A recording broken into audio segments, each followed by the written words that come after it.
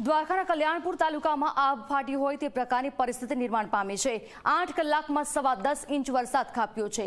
રાત્રિના 12 થી 4 વાગ્યા સુધી 6.25 ઇંચ વરસાદ પડ્યો છે। વીજળીના કડાકા ભડાકા સાથે મુશળધાર વરસાદ વરસ્યો। ધોધમાર વરસાદને પગલે જ્યાં જુઓ ત્યાં પાણી જ પાણી દેખાઈ રહ્યા છે।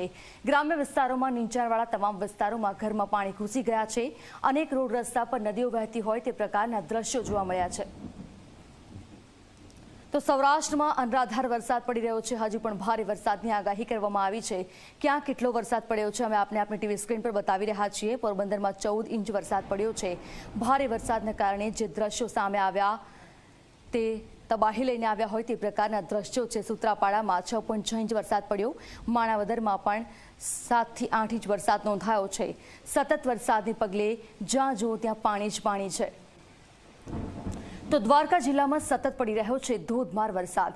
ખંભાળિયા અને કલ્યાણપુરમાં મેઘરાજાની તોફાની બેટિંગ જોવા મળી। ગુરુવારથી જ ગાજવીજ સાથે પડી રહ્યો છે વરસાદ। લીંબડી દ્વારકા સ્ટેટ હાઈવે પર પાણી ભરાઈ ચૂક્યા છે। કેનેડી અને ભાટિયા સાથે લાંબા ગામમાં કમર સુધીના પાણી ભરાયા છે।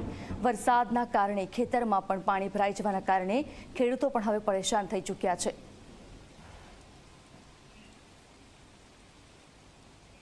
દેવભૂમિ દ્વારકા જિલ્લામાં અનરાધાર છેલ્લા 2 દિવસથી વરસાદ વરસી રહ્યો હોય ત્યારે દેવભૂમિ દ્વારકા જિલ્લાના કલ્યાણપુરમાં ભારે વરસાદ રાતે ખાબક્યો હતો અને ત્યારે આપ દ્રશ્યમાં જોઈ શકો છો કે કલ્યાણપુર તાલુકામાં છેલ્લી ગઈ રાતે 10 ઇંચ કરતાં પણ વધુ વરસાદ ખાબકતા ક્યાંક ને ક્યાંક જનજીવન પ્રભાવિત થયું હતું અને ત્યારે આપ દ્રશ્યમાં જોઈ શકો છો કે કલ્યાણપુર તાલુકાના ગ્રામ્ય વિસ્તારના ક્ષેત્રોમાં હાલ તળાવ જેવા દ્રશ્યો સામે આવ્યા છે।